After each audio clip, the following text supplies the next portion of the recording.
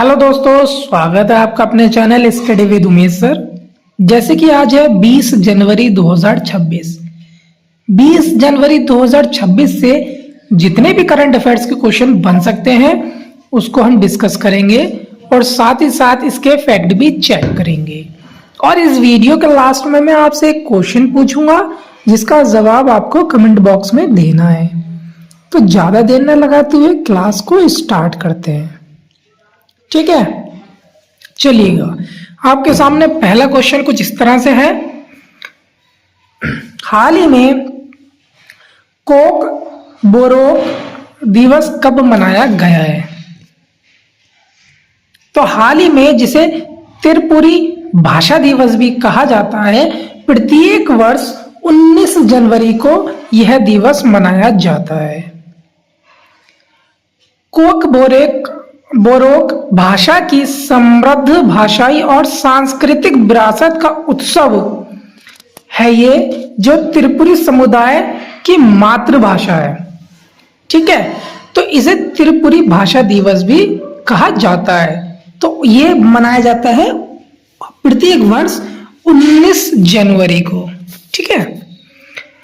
अब जनवरी के important days की बात कर लेते हैं। तो 1 जनवरी को वैश्विक परिवार दिवस मनाया जाता है। 2 जनवरी को विश्व अंतर्मुखी दिवस मनाया जाता है। 3 जनवरी को मन शरीर कल्याण दिवस मनाया जाता है अंतर्राष्ट्रीय। 4 जनवरी को विश्व ब्रेल दिवस मनाया जाता है, जो कि आपके एग्जाम के लिए बहुत ही ज्यादा इंपॉर्टेंट साबित हो सकता है। 5 जनवरी को राष्ट्रीय पक्षी दिवस मनाया जाता है। 6 जनवरी को राष्ट्रीय सिद्ध दिवस और विश्व युद्ध अनाथ दिवस मनाया जाता है। 8 जनवरी पृथ्वी घूर्णन दिवस। 9 जनवरी को प्रवासी भारतीय दिवस मनाया जाता है, ये क्वेश्चन इंपॉर्टेंट रहेगा। 10 जनवरी विश्व हिंदी दिवस मनाया जाता है, ये भी इंपॉर्टेंट रहेगा। और देख लेते हैं 12 जनवरी को राष्ट्रीय युवा दिवस, ये भी इंपॉर्टेंट है। 15 जनवरी भारतीय सेना दिवस। 16 जनवरी राष्ट्रीय स्टार्टअप दिवस और 18 जनवरी विश्व धर्म दिवस मनाया जाता है। ये थे अब तक के आपके इंपॉर्टेंट डेज जनवरी में आने वाले। चलिएगा नेक्स्ट क्वेश्चन देख लेते हैं। हाल ही में भारत और किस देश ने समुद्री प्रदूषण को लेकर नियंत्रण को लेकर संयुक्त अभ्यास जो है वो शुरू किया है, ठीक है, यह अभ्यास किया है। ये क्वेश्चन है आपका। तो अभी हाल ही में इंडियन कोस्ट गार्ड और जापान कोस्ट गार्ड ने मुंबई में एक ज्वाइंट HNS रेस्पॉन्स ड्रिल किए, ठीक है। जो कि क्या होता है, इस अभ्यास का जो मकसद होता है वो समुद्र में केमिकल फैलने की घटनाओं से निपटने की तैयारी को बेहतर बनाना होता है। तो इस क्वेश्चन का ऑप्शन नंबर सी यानी कि जापान जो है वो करेक्ट आंसर हो जाएगा। चलिएगा नेक्स्ट क्वेश्चन देख लेते हैं। अब आ रही है बात जापान से रिलेटेड, तो जापान से हम संबंधित कुछ इंपॉर्टेंट टॉपिक भी देख लेते हैं। तो भारत जो है जापान को पीछे छोड़कर विश्व की चौथी सबसे बड़ी अर्थव्यवस्था बन गया है। जापान ने गहरे समुद्र तल से दुर्लभ खनिज युक्त मिट्टी के खनन का परीक्षण करने की योजना की घोषणा की है। संयुक्त हवाई अभ्यास वीर गार्जियन 2025 भारत और जापान के बीच हुआ है। जापान ने दुनिया के सबसे बड़े परमाणु संयंत्र काशिवाजाकी कारिवा को फिर से शुरू करने की मंजूरी दी है। जापान ने दुनिया का पहला येन आधारित स्टेबल कॉइन JPYC लॉन्च किया है। जापान का सांस्कृतिक योग्यता पुरस्कार प्राप्त करने वाली पहली स्वर कलाकार मसाको नोजावा बनी है। साने तकाइची जापान की पहली महिला प्रधानमंत्री बनी है। 20वीं विश्व एथलेटिक्स चैंपियन जो है वो टोक्यो में आयोजित हुई है। ये थे जापान से स्पेशल कुछ आपके इंपॉर्टेंट क्वेश्चंस, ठीक है। चलिएगा, हाल ही में किस राज्य ने आंबे पार्डिवा आंबे भसारे योजना शुरू की है, ठीक है। तो ये क्वेश्चन है आपका। तो ये हाल ही में जो योजना है वो उड़ीसा ने शुरू की है। इस क्वेश्चन का जो ऑप्शन नंबर बी है वो आपका करेक्ट आंसर हो जाएगा। हाल ही में भारत का पहला क्रॉनिक किडनी रोगी रजिस्टर किडनी रोग रोगी रजिस्टर जो है वो उड़ीसा में शुरू करेगा।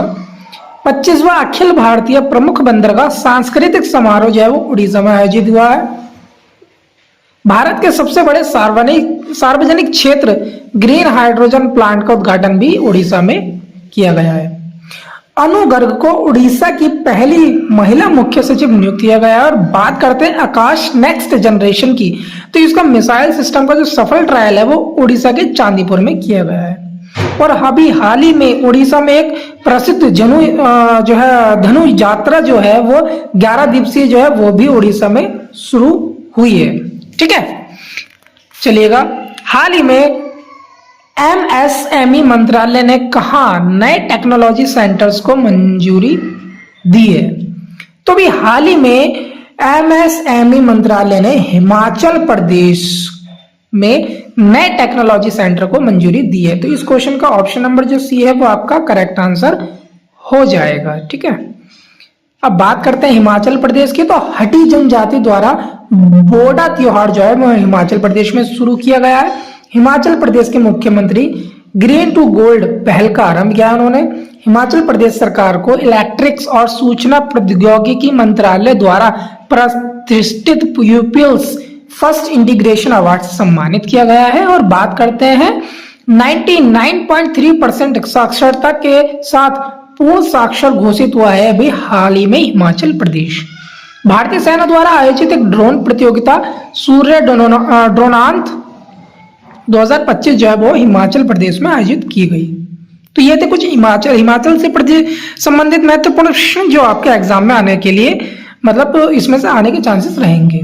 हाल ही में कहा अवैध शिकार को रोकने के लिए एआई संचालित थर्मल ड्रोन टेक्नोलॉजी यानी कि निगरानी प्रणाली का उद्घाटन किया गया है। तो हाल ही में अभी असम सरकार ने अवैध शिकार को रोकने के लिए काजीरंगा नेशनल पार्क में एआई संचालित थर्मल ड्रोन निगरानी प्रणाली का उद्घाटन किया है। तो इस क्वेश्चन का ऑप्शन नंबर जो डी है वो आपका करेक्ट आंसर हो जाएगा। चलिएगा नेक्स्ट क्वेश्चन देख लेते हैं। अब बात आ रही है असम से, तो असम से कुछ इंपॉर्टेंट हम क्वेश्चन देख लेते हैं एक बार। तो अभी हाल ही में असम के राज्यपाल ने मूल्य आधारित शिक्षा के लिए संस्कार शाला का शुभारंभ किया है। असम में शून्य गैंडा शिकार हासिल किया है। बॉम्बे नेचुरल हिस्ट्री सोसाइटी जनवरी 2026 में 6 गंभीर रूप से लुप्त प्राय गिद्धों को असम में छोड़ देगी। असम की नुमालीगढ़ रिफाइनरी लिमिटेड को 27वां नवरत्न स्टेटस मिला है। कक्षा 10 के विद्यार्थियों के लिए बोर्ड परीक्षाओं की तैयारी में मदद के लिए असम ने प्रेरणा योजना शुरू की है। और बात करते हैं असम के मंत्रिमंडल ने बहुविवाह पर प्रतिबंध लगाने के लिए एक विधेयक को मंजूरी दी है। असम के बोडो लोग के बाथो धर्म को अलग जनगणना कोड मिला है। तो ये थी असम से संबंधित कुछ महत्वपूर्ण प्रश्न। तो बात कर लेते हैं हम नए क्वेश्चन की। तो हाल ही में किसे भारतीय रेलवे का सर्वोच्च सम्मान मिला है? तो अभी आरपीएफ के अधिकारी हैं चंदना सिन्हा को भारतीय रेलवे का सर्वोच्च सम्मान मिला है। उन्होंने बाल तस्करी की रोकथाम और बच्चों के बचाव में असाधारण योगदान के लिए उनको सम्मानित किया है। तो इस क्वेश्चन का ऑप्शन नंबर जो बी है Chandana Sinha, option number B यह है चंदना सिन्हा। ठीक है, तो इन्हीं अभी हाल ही में भारतीय रेलवे का सर्वोच्च सम्मान मिला है। अब बात कर लेते हैं पुरस्कार से संबंधित कुछ इंपॉर्टेंट क्वेश्चनों की जो कि आपके एग्जाम्स में डायरेक्टली पूछे जा सकते हैं। टोबी कैरियर्स को पर्यावरण हेतु प्रतिष्ठित टॉयलर पुरस्कार मिला है। दुर्लभ समुराई मार्शल आर्ट सम्मान पाने वाले पहले भारतीय जो पवन कल्याण बन गए हैं। इटली ने गोवा के उद्योगपति श्रीनिवास डैम्पो को प्रतिष्ठित नागरिक पुरस्कार से सम्मानित किया है। और बात करते हैं भारतीय सेना की महिला अधिकारी स्वाति शांता कुमार को संयुक्त राष्ट्र महासचिव पुरस्कार 2025 से सम्मानित किया गया है। वैभव सूर्यवंशी को राष्ट्रीय बाल पुरस्कार से सम्मानित किया गया। बात करते हैं हमारे भारत के प्रधानमंत्री श्री नरेंद्र मोदी को इथोपिया का सर्वोच्च सम्मान द ग्रेट ऑनर निशान ऑफ इथोपिया मिला है। सीआरपीएफ अधिकारी दिनेश कटक को गृह मंत्री की दक्षता पदक प्राप्त हुआ है। तो ये थे आपके पुरस्कार से संबंधित महत्वपूर्ण प्रश्न जो आपके एग्जाम्स में डायरेक्टली ही पूछे जा सकते हैं। चलिए नेक्स्ट क्वेश्चन देख लेते हैं। हाल ही में कहा स्पुतनिक गुस्तोर उत्सव आध्यात्मिक नववर्ष का शुभारंभ हुआ है। तो अभी हाल ही में स्पीतुक गुस्तोर उत्सव लद्दाख के स्पीतुक मठ में आरंभ हुआ है। यह क्षेत्र का वर्ष का पहला मठीय उत्सव है।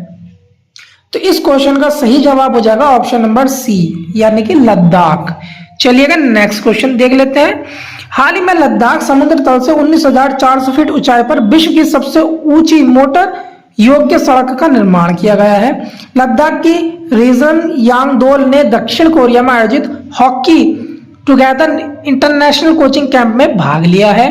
इसरो का उच्च ऊंचाई वाले एनालॉग मिशन होप का उद्घाटन लद्दाख में किया गया है। और बात करते हैं भारतीय सेना ने आकाश पायलट स्वदेशी विकसित वायु रक्षा प्रणाली का सफल परीक्षण भी लद्दाख में किया है।